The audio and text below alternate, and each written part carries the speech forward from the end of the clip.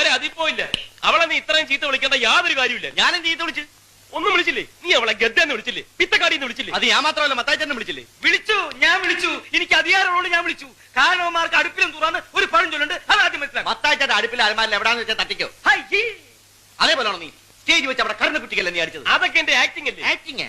അവക്ക് ടൈമിംഗ് ഇല്ലാത്ത എന്റെ കുഴപ്പമാണോ? നമ്മൾ അടിക്കുമ്പോ ഇങ്ങനെ നിൽക്കണം, നമ്മൾ അടിക്കുമ്പോ മുഖം കൊണ്ടുവന്ന അടിയോളൂ. അപ്പൊ നീ മനപ്പുറം അടിച്ചല്ല. നിനക്ക് മനഃപൂർവ്വം തോന്നി. അതാണ് ആക്ടിംഗ്, നിനക്കില്ലാത്തത്. ചുമ്മാ അല്ലടാ, ഫസ്റ്റ് ഡേ 24 നാടകം ബുക്ക് ചെയ്തു. പിന്നെ കൂടെ അഭിനയിക്കുന്നവർ അണപ്പല്ലടിച്ചിളക്കിട്ടല്ലേ നാടകം ബുക്ക് ചെയ്യിക്കുന്നത്.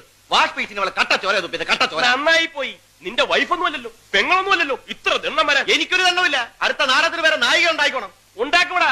അവൾ ഈ ഭൂമിയിലെ അവസാനത്തെ നരിയൊന്നുമില്ലല്ലോ, വേറെ ഒന്നും ഉണ്ടാകാതിരിക്കാൻ. മത്തായിച്ചേട്ട അവൾക്ക് വരെ 1000 എണ്ണത്തിന് ഞാൻ കൊണ്ടുവരും. 1000 എണ്ണത്തിന്. 1000 എണ്ണത്തിനെ കൊണ്ടുവന്നിട്ട് നിന്റെ അപ്പൻ ചെലവിന് കൊടുക്കടാ. എടാ, ഒരെണ്ണത്തിന് കൊണ്ടുപോടാ. ഒരെണ്ണത്തിന് അവിടെ പോലെ അഭിനയിക്കാൻ കഴിയുന്ന ഒരെണ്ണത്തിന് കൊണ്ടുപോവാ. ശരി, ഞാൻ ഈ വെല്ലുവിളി ഏറ്റെടുക്കുന്നു. ഇനി ഒരു നായികയെ കണ്ടെത്തിയിട്ടല്ലാതെ ഈ ഗോപാലകൃഷ്ണൻ